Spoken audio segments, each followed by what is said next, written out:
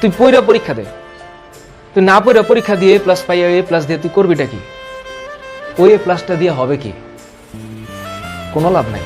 পইরা পরীক্ষা দিয়ে A+ পা, আর যদি A+ নাও পাও তাতেও সমস্যা নেই, কোনো ব্যাপার না, ব্যাপার পরে দেখা যাবে।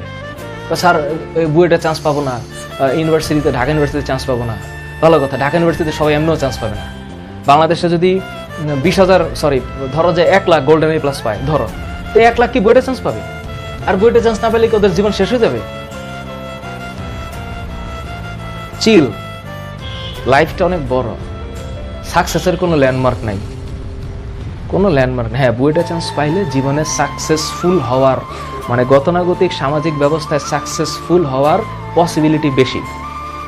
আমাদের সমাজ ব্যবস্থায় একটা ঢাকা ইউনিভার্সিটি স্টুডেন্ট যে একটা পার্টে থাকে আর একটা ন্যাশনাল ইউনিভার্সিটি স্টুডেন্ট সেই পার্টে থাকতে পারে না, কারণ সমাজে তাকে ডিভাইড করে দিয়েছে, এটা একটু খুব ভালো, এটা একটু খুব খারাপ। কিন্তু কে জানে ন্যাশনাল ইউনিভার্সিটির ওই ছেলে ঢাকা ইউনিভার্সিটি থেকে বহু গুণে ফাটাই দিতে পারে মারাত্মকভাবে, কোথায় গিয়া কি হয়ে যাবে ঢাকা ইউনিভার্সিটি স্টুডেন্ট টেরও পাইতে না পারে।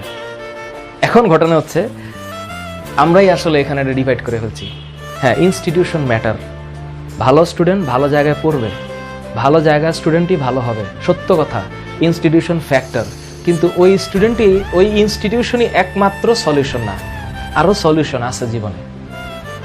এটাই মাননীয় শিক্ষামন্ত্রীর একটা ভিডিও আমার পেজে আছে, আমি সেখানে কমেন্টগুলো দেখি, এক একজন ফাটাই ফেলতেছে, আরে দূর রাখেন এগুলো আবেগী কথাবার্তা, এইসব A+ ছাড়াও চলবে, A+ না পেলে তো কোনো বাপ মাই তো পাত্তা দেয় না। ওইসব বাবা মাই তো আরেকটা প্রবলেম, ওইসব বাবা মাই তো আরেকটা প্রবলেম, কারণ এইসব বাবা মা বাচ্চাদেরকে মেন্টাল টর্চার করে।